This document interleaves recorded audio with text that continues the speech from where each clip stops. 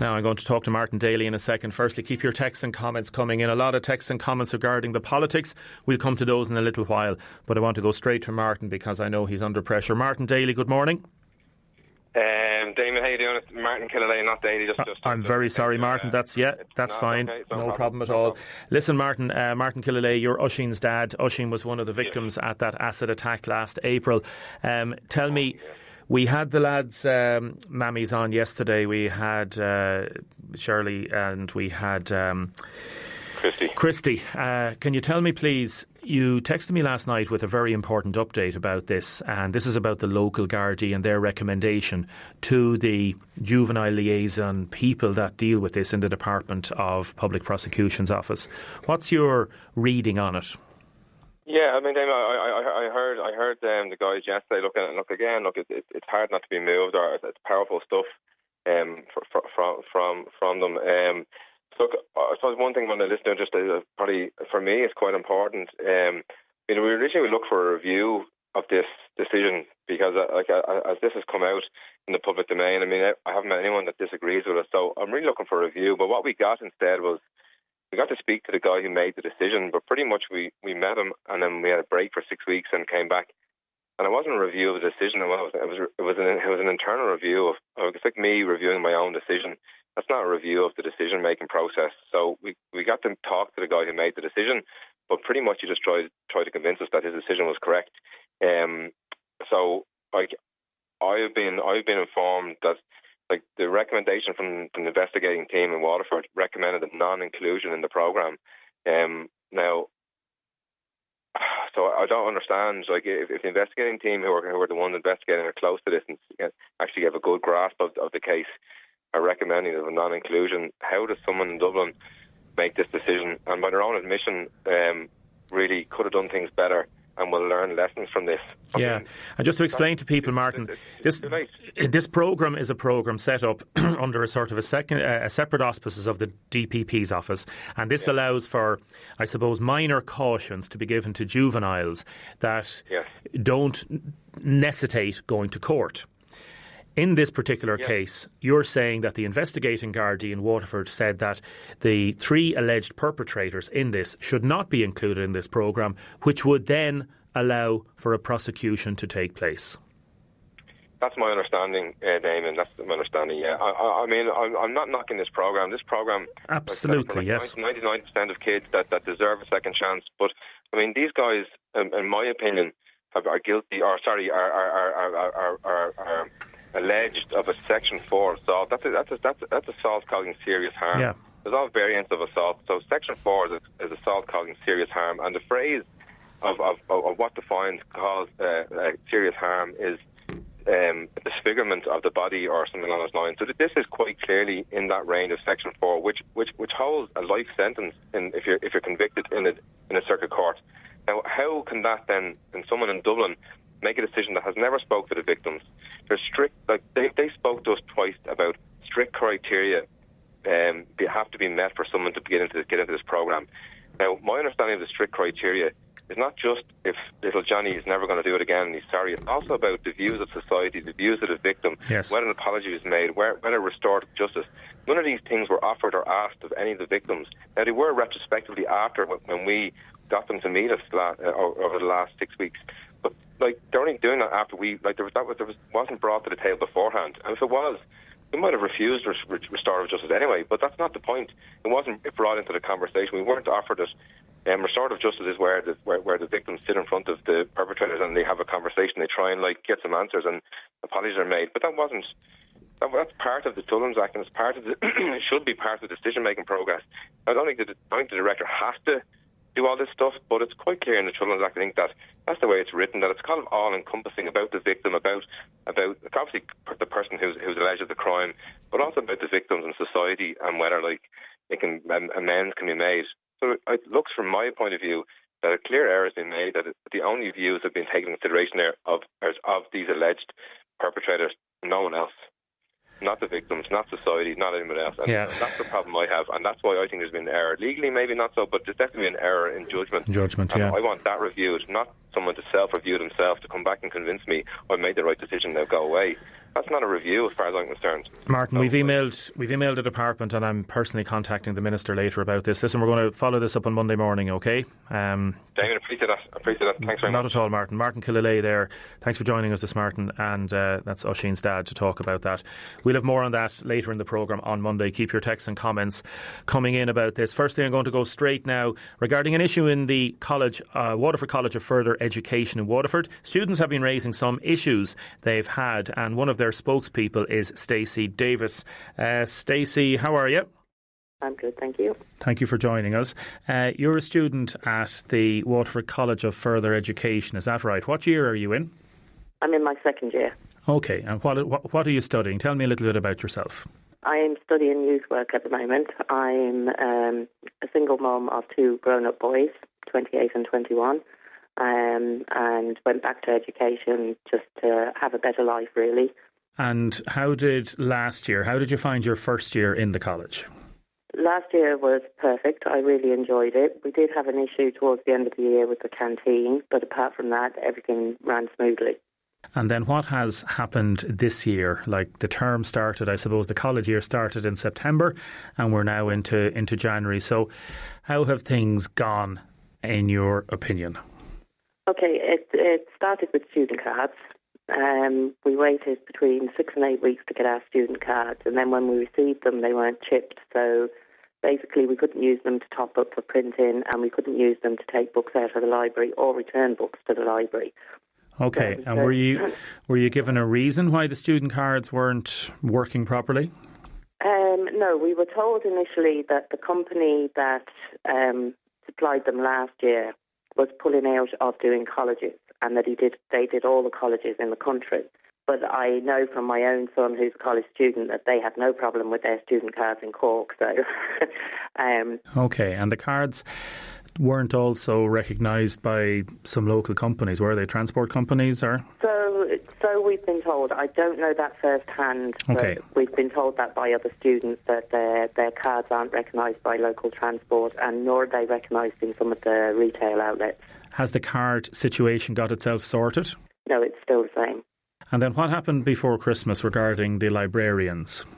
Okay, just before Christmas, 2 librarians lost their jobs.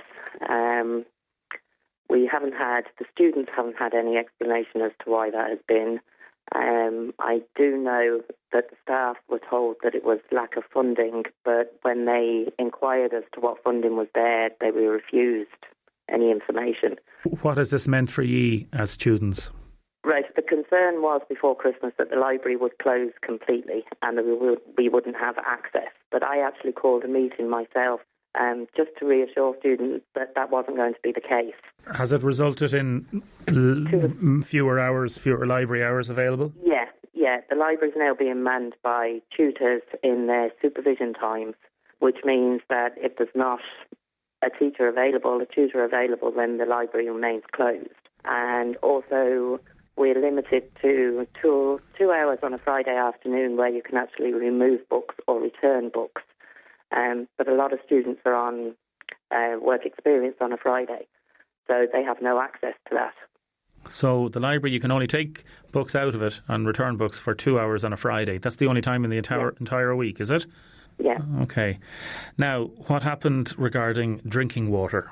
Not entirely sure, except I was informed by a tutor last Thursday that there was no longer drinking water available for the students. Now, I don't know what the problem is there, whether it was a fault with the fountains or whether it's been cut off. I was led to believe it was cut off, but I don't know that for sure. Okay, we'll try and find out that. The college is important for many, many people of different ages and different walks of life, isn't it? Absolutely, it is. It's a stepping stone for youngsters who maybe didn't achieve the grades they wanted in their leaving cert. It's a way of them to up their points to get into third level, and for mature students to progress on to third level education as well. So it's really important. And is there a student council? There is a student council. Unfortunately, what we're finding this year is they're all very young. And I think they kind of don't really see the long-term effects. Okay, and would it not be incumbent then on people of different ages to get involved in the student council, like yourselves or others? Absolutely it would, but the way it works is you have to be voted in by your class. So, kind of unless mature students put their names forward very fast, then, they don't get elected on. Okay, and you basically believe that there's issues there that aren't being addressed within the college, is that it? Absolutely. We have a major issue with cleaning as well. The rooms in the college and the bathrooms in the college are not being cleaned regularly and not being cleaned really up to any kind of standard. The building that we're in just before Christmas for the open day, actually 2 students stayed behind and cleaned so that the place was clean for the open day. And have you requested meetings with management and with the principal and different people to try and sort out these things? We have, and the student council have been trying to sort them out as well, but they're just not getting anywhere. Then, they're being fobbed off, really. Yeah. Okay. Well, listen, Stacey, we'll get in touch with the management within the college and see what the situation is, and we'll definitely come back to you, okay? Okay, no problem. Thanks very much, Damien. Thank you, Stacey. And we've actually got Noreen on the line. Good morning, Noreen.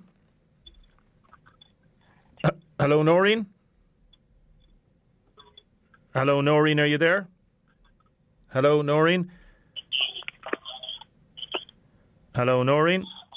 OK, we'll come back to that in a second. We're looking to talk to Noreen, the principal of the college. Come back to that in a second. Now, a lot of texts and comments coming in from students at the college, but we're going to come to that in a minute. We'll get Noreen back on the line, but I want to go straight to Lucy Wolfe in a second because I know Lucy's under pressure. She's meeting at 11:30. Lucy, good morning.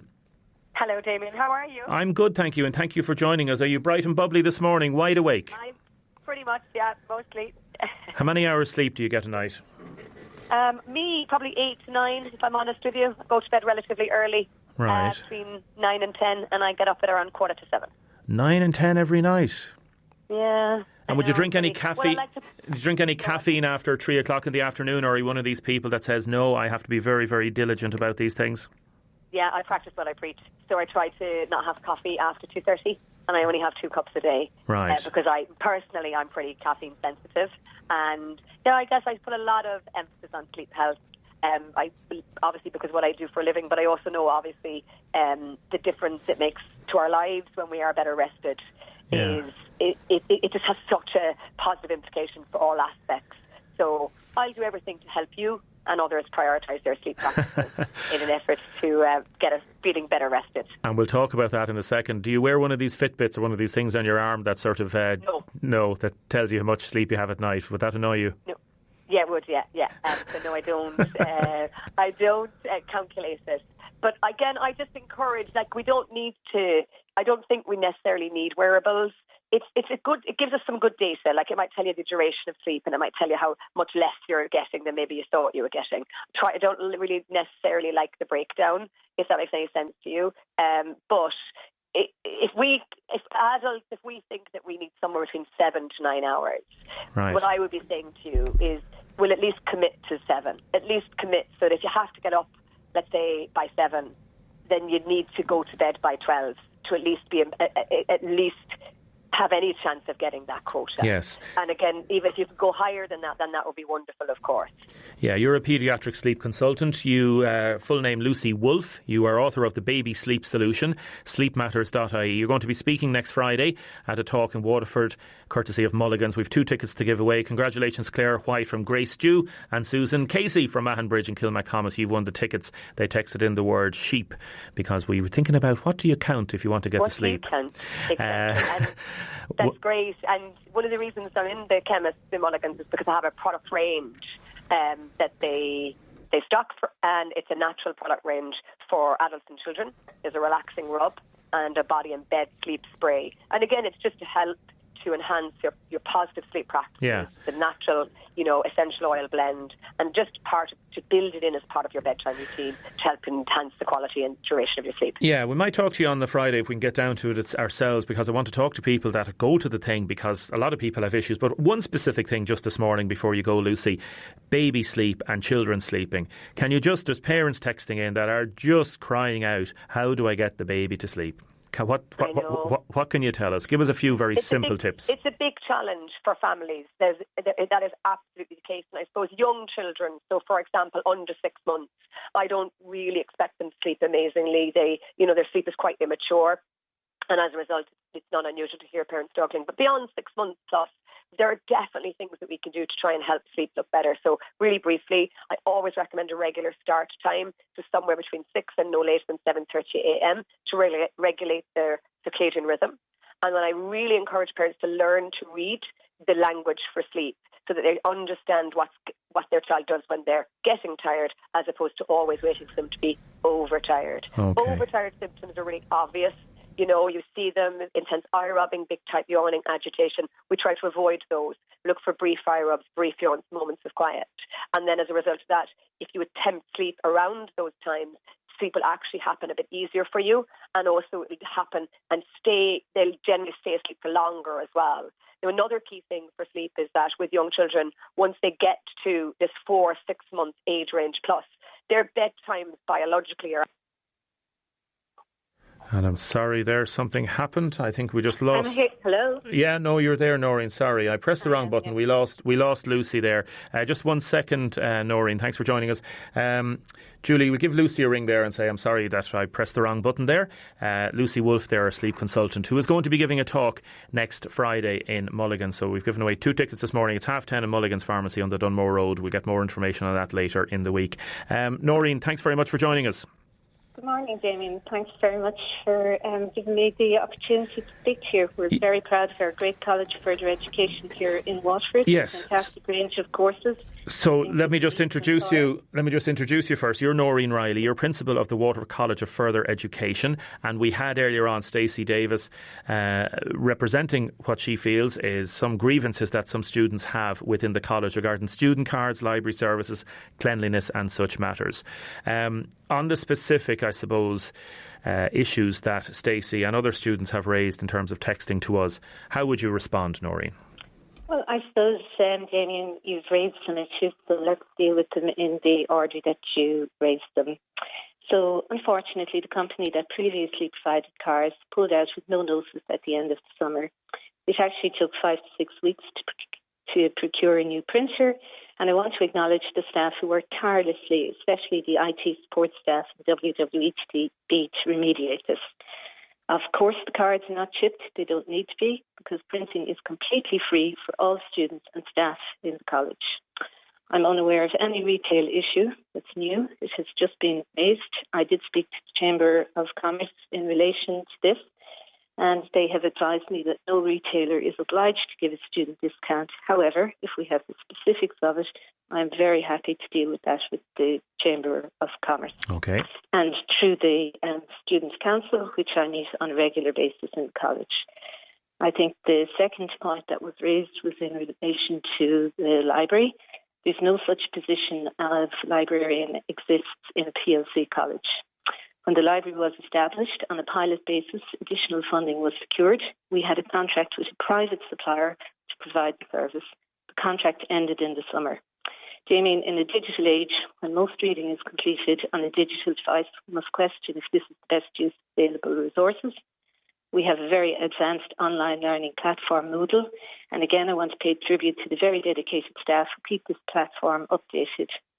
We're in the business of preparing students for further and higher education, as well as employment and training, and the way forward for any learning, as we all know, is in a digital age, it's blended learning on a digital device. Okay, so just on that, just to borrowing time, I'll come back to that in a second. Sorry, Noreen. One, just in relation to the library then, so are you happy with the situation that you can only get books out for 2 hours one day a week? Or that's the way it's going to stay, is it? That is absolutely not correct information. I think the 2 hours that are referred to are the 2 additional hours that I do myself on a Friday afternoon. Currently, there's an opportunity to borrow the books in the library 4 of the 5 days a week. Okay. Some of those periods are over break time and lunchtime when all students are available. Again, I'm going to pay tribute. We have an assistant principal with responsibility for the library, and she works very hard, and I feel it's very important to state that. I think the next issue that was raised was in relation to water coolers. I absolutely have to put this correct. We have a number of water coolers in the building. In line with our Green Campus Committee, we provide free eco cups for all students and staff. We're currently awaiting an engineer to repair one cooler, and I expect to have the full complement working soon. And then in relation to the cleaning, I'm highly offended that there's a suggestion that our staff aren't doing their job here. I cannot accept that the college is not regularly cleaned. I must defend my staff. Surely it's not suggested that cleaning staff aren't doing their jobs. We have our own 2 very dedicated cleaners and a caretaker who have worked here over a long number of years. We have a team of 6 contract cleaners who attend every day, 5 days a week, in the morning and in the evening. Damien, these are very dedicated, hard-working people who come in on a daily basis, and most people are heading home to put their feet up for the evening. And I really want to pay tribute to all our cleaning staff who maintain our building to very high standards throughout the year. Yes, and again, from what I can see from the comments and the way Stacey was putting it, it wasn't giving out about the cleaners per se. It's about the systems in place regarding the cleaning and the general cleanliness is what they're saying. But you're rejecting, I suppose, and refuting the allegations being made. I'm absolutely refuting the allegations. We have a very dedicated team of in-house staff. 2 people who have worked here over a long number of years. We have a very dedicated caretaker. We have a team of 6 contract cleaners that come in here twice a day. Okay, and in terms of... I absolutely cannot accept that those people are not doing their jobs, because that is simply not the case. Okay, and in terms of listening to the students and listening to their concerns, have you enough procedures in place? Have you adequate mechanisms in place to listen to grievances? Damien, I have an open door policy in my office. We also have a democratically elected, mandated student council. Students in the college elect the student council. Again, I need to pay tribute to the staff member, an assistant principal who organises that group. The deputy principals and I regularly meet with the student council, and those are the democratically mandated people who speak for students in the college. Okay. Well, listen, we might come back to it. I might pop down someday, Noreen, have a chat with you. Well, actually, Damien, I'd love you to do that, because we will be introducing a very new, exciting initiative in the college in the very near future, and I would love you to come down and have a cup of tea and to tell the people of Waterford what is there a canteen there, by the way? Well, when you come down, Damien, we will have a cup of tea in our canteen and we will discuss that very exciting new venture. Noreen Riley, Principal of the Waterford College of Further Education, appreciate you and thank you so much for coming on. Damien, just before I go, I'd just like to remind people that we're currently enrolling for our 2021 classes, and we're currently enrolling for our night classes. And we have a fantastic range of courses, very successful record of outcomes for students, supported by a very dedicated staff. Okay. Lovely talking to you, Damien. The very best of luck with that. Noreen, thank you very much. Noreen Riley there, Principal of the college, responding to concerns raised by students, and a lot of texts and comments coming in. I don't think I'm going to get to all of them now. I'll read out some of them in a little while. Now, I'm going to be talking to Clodagh in London in a second. A lot of texts and comments coming in from students in the College of Waterford, College of Further Education. Quite irate texts and comments, and I'm not going to be able to get through all of them now. We'll return to the matter later in the programme or next week. Clodagh, good morning. Good morning, Damien. How are you? I'm good, thanks. Clodagh Higginson, you are in on Brexit in London at the minute. We've spoken to you during the campaign and during the elections and everything. Today is the big day. What's the feeling? Is there a sadness? Is there a happiness? Tell us about it. Well, I'm standing here in a busy street near the House of Parliament, Damien, and it's business as usual in that London is one sort of big building site. There's cranes going on. There's lots of activity. It doesn't, everything changes today and nothing changes today. So obviously they're unplugging from an organisation that the UK has been involved with, like Ireland, for 4 decades. And so that's really significant in terms of the kind of legal and political infrastructure. But actually, we've still got a massive transition period, and so nothing changes. There's definitely a sense of sadness, obviously, amongst those who would have campaigned hard and wanted very much to remain. And there isn't, I'm feeling, much gleefulness from the Leavers who got their way. There will be a sort of, well, I think will be quite a cringy demonstration later on here at Parliament. And no doubt Nigel Farage will be delighted that he's getting his day in history. But the general sense is that life goes on and we really don't know how it's going to play out, Damien. Yeah, I was watching the BBC News last night, and that seemed to be the message and the tone coming out as well from the reports and from people's comments, that it's kind of sad that it's come to this for a lot of people, and it's just like leaving. It's just like a divorce. It's you don't know what's going to happen in the coming months. That's right, and I think talking to the BBC, Laura Koonsberg had it put it very well when she said, kind of, the UK is now in the departure lounge. We've packed our bags. They have, rather. I don't know if I can say we in this context, being Irish in the UK. I very much want them to stay in, but the country has packed its bags. It's waiting to go, and it's waiting for that final boarding call. In fact, it's not even near the final boarding call. I'm mistaken. It's more about going in, looking around to see what you might want to buy or not buy, and if you can afford it. Yeah, my sister works in a wedding magazine in Bristol, and she's actually losing her job today, the last day of her job. She's editor of the magazine, and it's Brexit Day as well, and she's one of those Irish people that's just worried about the future. But in general, I suppose the real hard talks begin now, and we're going to be back at this place talking to you later in the year, aren't we? Well, this is it, because, the idea of the no-deal Brexit, which would, be very difficult for Ireland and difficult for this country, hasn't gone away. That threat hasn't gone away. I was speaking to somebody from the Irish Embassy earlier this week, and they're sort of bracing themselves for that. They sort of hoped that, all the negativity around the negotiations and, as whether or not we would or we wouldn't end up coming out would go away. But actually, I think we've got another year and a bit of that before relations can start to be built again. Clodagh, I will let you go. I know you're busy there. Thanks very much for joining us, and good luck tonight, whatever happens.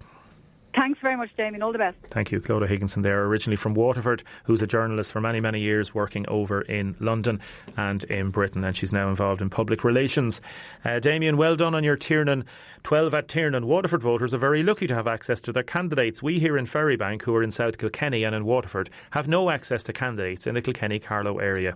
The only information we get is through the post, Tony Power. Well, Tony, we recognise that, and what we're going to do on Monday, we're going to talk to Karen here, who is a journalist working with us, who lives in Wexford and has an understanding of Wexford politics. We're going to talk to her about Wexford, the constituency, and we're going to talk about Carlow Kilkenny as well, and we're going to give more of a perspective of that. Lots of texts coming in about Matt Shanahan, people saying he's good, other people questioning what he was saying. People coming in about Eddie Mulligan, talking about the good things and the bad things. So I'm not going to get a chance to go through all of those. And a lot of students texting in from the Waterford College of Further Education, querying what Noreen Riley had to say. So it looks like there is going to be, I'd say, a lot of grounds for discussion in the college in the coming days and weeks. We will come back to that story next.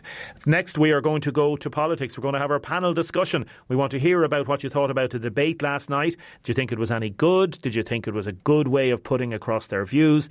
I know Darren and Dermot did a very good job, and fair play to the News and Star. So let us know what you think about that. And also, we're only a week to go to the big vote. Now, welcome back to the programme. I'm joined by Johnny O'Connor. Good morning, Johnny. Good morning. I'm joined by Kieran Foley. Good morning, Kieran. Morning, Damien. And Mary Francis Ryan. Good morning, Mary Francis. Good morning, Damien. How are you after last night? Are you tired? Sure. Fresh as a daisy. Editor of News and Star. It was a very good debate. Well done, and well done to everybody concerned in having it there. It's one of those things. It's difficult sometimes, and we see how some, I suppose, interviewers try to organise these things, and Ivan Yates shouts a lot last night and all that sort of stuff. So the moderation of the debate, and you're trying to get everybody their point of view. Yeah, thanks. It went off very, very well. It was great that we had 10 of the candidates. Yeah. The only one that wasn't there was David Cullinan. And we're going to have him because we're doing 2 debates next week, Monday and Tuesday, so we'll follow that up next Monday and Tuesday. Yeah, and I suppose from the point of view of the other candidates and hearing their stall, it was an opportunity for them because David Cullinan is expected to be a shoe-in. So it was interesting to He doesn't want to hear that now. I know he doesn't. And John Cummins talking about the North Keys. Here's just a quick clip of John Cummins, Councillor John Cummins, talking about the North Keys. We're the party that designated it as an SDZ in order to bring planning certainty. We're the party that put it in Project Ireland 2040. We're the party that has it in the National Development Plan. We're the party that have it in our National Manifesto. And we're also the party that had the Taoiseach in Waterford clearly committing that Fine Gael in government will deliver 110 million, not 104 million, in order to facilitate the infrastructure funding. Johnny O'Connor, political commentator par excellence. Did you like that, huh? I like that, yeah. And writing for the Munster as well. Tell me, you said last week you're going to name the person who you think a lot of this election hinges on. I think it's John Cummins. Am I right? I think so, yeah. I'll tell you why. And first of all, just to qualify it, we have to look at what's happening. The general belief is that David Cullinane will be elected. Right. I think so. Sinn Féin traditionally now don't do as well at the polls as they do at the election box, rather, as they do in the polls, but I still think he'd be elected, no problem. I think Mary Butler will be elected, although she topped the poll the last time. This time there's two candidates. She won't have such a free run, and there are another few matters there. Then we're into this thing about possibly the third seat to a Fine Gael candidate, and everybody seems to think that Damien Geoghegan in Dungarvan has the odds on. Now, Damien is an excellent candidate, but I can't see the logic in why John Cummins is so far down and why he's not taken more seriously. If you look at this, by the way, a little historical fact, this is the first time in 66 years that there's not a Fine Gael candidate defending a seat in Waterford. Now, in 2002, John Deise took over from his father Austin, so he was defending a family seat. But as it's the first time in 66 years that there's not a sitting Fine Gael candidate defending a seat. Now, so there's two newcomers. Yes. Neither has a great presence in either John Cummins is not great in the west, Damien is not great in the east. But when you think that the 2/3 of the electorate is from Kilmactramore back, I can't see how he's so underestimated. Now, there's one last thing, and it's been pointed out. Somebody explained it to me. They said, well, his father went before, and he didn't get elected. That was a totally different thing. His father went when there was only one Fine Gael seat, and the other candidate was either Austin or John Deise. OK, Kieran Foley, going to play a quick clip here of Mary Butler talking about social media. Some of it I couldn't repeat, actually, and it's actually a very serious issue. I have 3 children, 2 of them are adults, and I have one member of them actually had to come off social media completely. But people think on social media that they can actually say anything they like about you. I don't think I could actually repeat some of the nastiest things that were said. And that was from the debate last night. Kieran Foley, on that point that Johnny's making regarding Fine Gael, do you think the same thing applies in some way to Fianna Fáil? Like Eddie Mulligan was on this morning, he would say that he's in with a fighting chance. Obviously Mary is a sitting TD. That makes it different from what Johnny is saying, doesn't it? Well, yeah, I would imagine that Mary is a safe bet to secure her seat. And she wouldn't want to hear that. Obviously, nobody would want to hear that. But in 2016, she did receive a very large number of votes in the west of the county. Even though she is Portlaw, she received a huge amount of votes west of Dungarvan. Because there was no West Fianna Fáil candidate. Exactly. And I doubt if Eddie Mulligan would have the same reach into the western areas. Now, he will say that he has been out and about, he has been active on the ground. I mentioned before, Damien, when we were speaking a few weeks ago about the rural, the farming vote, and I believe that is something that will be quite significant and will come into play. And particularly I would see that being relevant for Fine Gael, because neither candidate, Damien Geoghegan or John Cummins, would have a huge association with a rural area. They're both essentially urban candidates. Even though Damien is in the west, he's still in an urban area. And I suppose myself, as somebody living in mid-county Waterford, from speaking to people that I would have considered very staunch traditional Fine Gael supporters, I've heard them say that they're not fully confident that Fine Gael, that they are even assured of a seat, and that they will have a fight on their hands maybe to take that 4th seat. I was in Ballyduff on Monday night, and a lot of the people up there were telling me that Matt Shanahan is doing quite well all around that mid-Waterford area. And Ballyduff Lower, yeah? Yeah. Oh, I'm sorry, Ballyduff Lower, around that area, and that a lot of Fine Gael people were associated with them. He does have a lot of supporters and connections in that area, and even further west, my own area around Kilmacthomas, he was out about canvassing there during the week, so I think he could certainly deplete that vote for Fine Gael. Do you think... Mary Francis, I had Simon Coveney in here yesterday, and as he left, he said to me, I still think there's 40% of the electorate that haven't yet made up their minds. Do you think there's a lot of people out there that are still wondering? They might potentially cross party lines, they might go Fianna Fáil, Fine Gael, they might vote independent. Is there an undecided? What are you getting? What are you feeling? Definitely. I think because you've so many new candidates, I think that makes a huge difference. And just going on last night's performance, I think a lot of people would have tuned in, and I think Cummins performed very well. He took a few digs out of Shanahan. He caught Shanahan on Shanahan would not rule out that he would not jump ship to Fine Gael. Well, he had said that he would. He used the word align. He'd said that on this programme there last week. Yeah, but I think last night he indicated that he might actually jump ship to Fine Gael.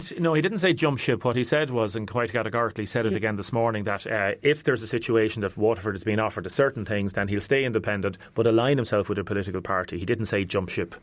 He might have used the words jump ship, but I thought last night he made it quite apparent that could. And you still think there's a lot to play for? I thought Cummins. I could visualise Cummins in the Dáil. I just thought the way he took on Shanahan, but. Given what Johnny's saying, and I think Pratt is an interesting, because we've always had two right, two left, and there could be a scenario where Pratt would weaken Gagan's vote in the West, and you could possibly see Butler and Cummins get in, and Cullinan and Pratt get in. Pratt is another unknown. He's very, very well liked, and he go across city and county.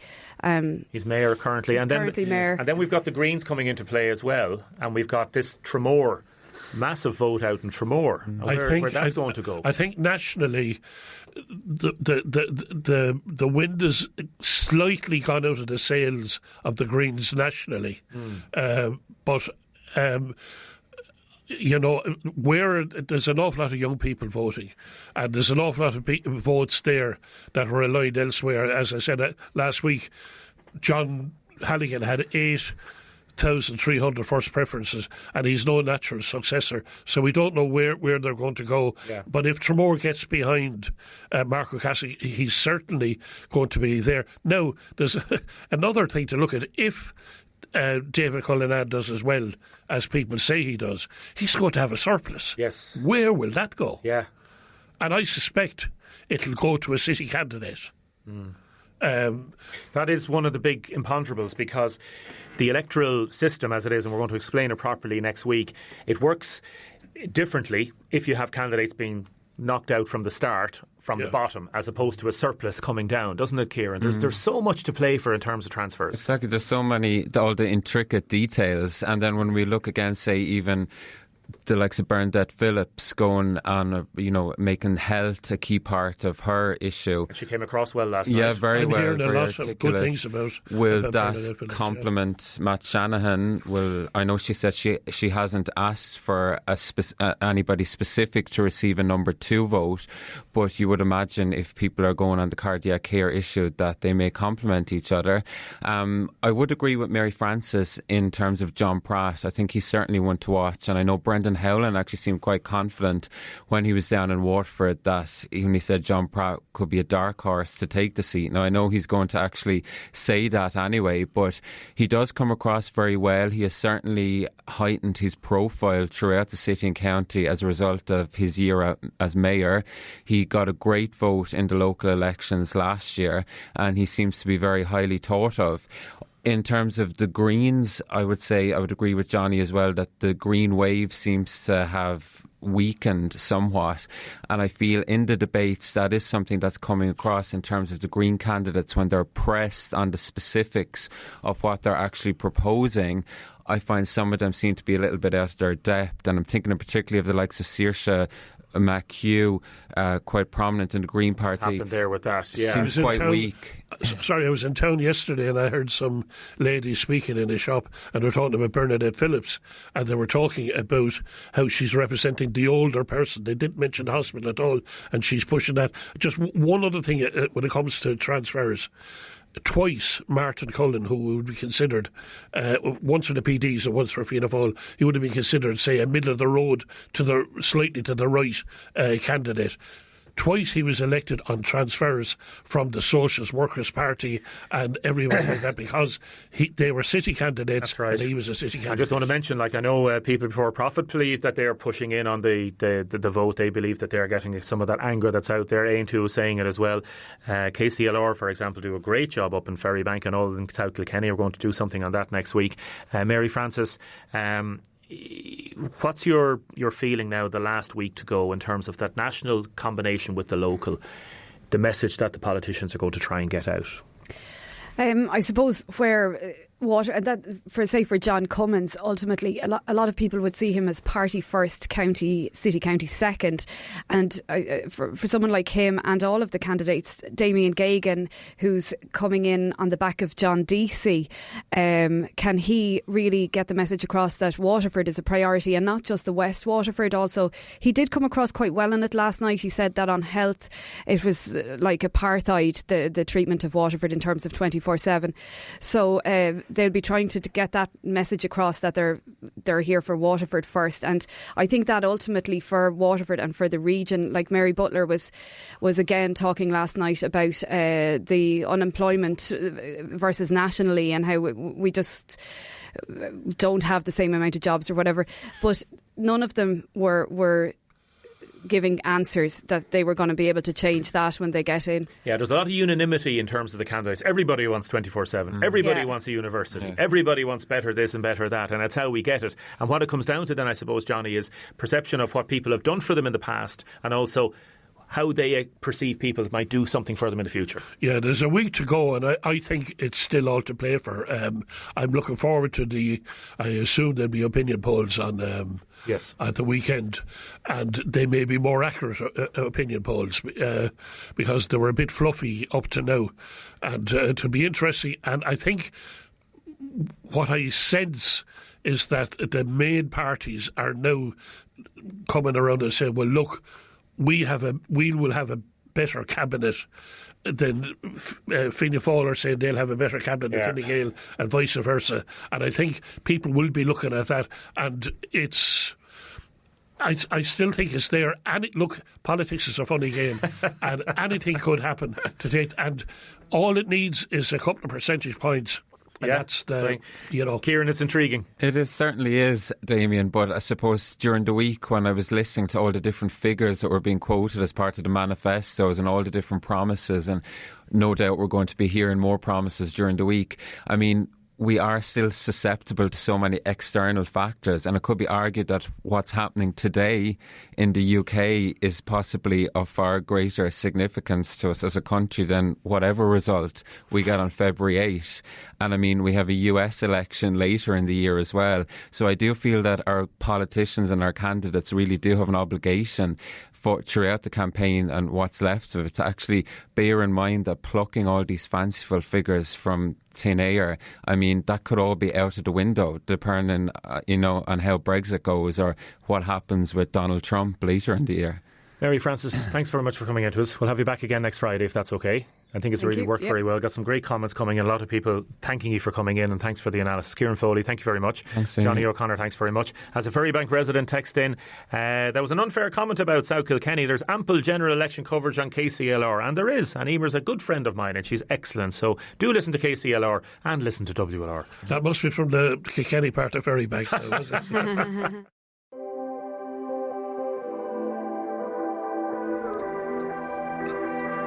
The Kilkenny part of Ferrybank. You know that well, Johnny, don't you? Huh? There's like a Berlin Wall over there. You, if I shaved my head, I could show you all the scars. Thank you, everybody, for all your comments, all your texts, everybody who has been in touch with the programme during the week. Thanks, Julie, for producing. Jeff is up next. Thank you to all the news team for contributing as well. Thank you, Kieran. Thank you, Johnny. Thank you, Mary Francis. We'll talk to you soon. Have a great and safe weekend.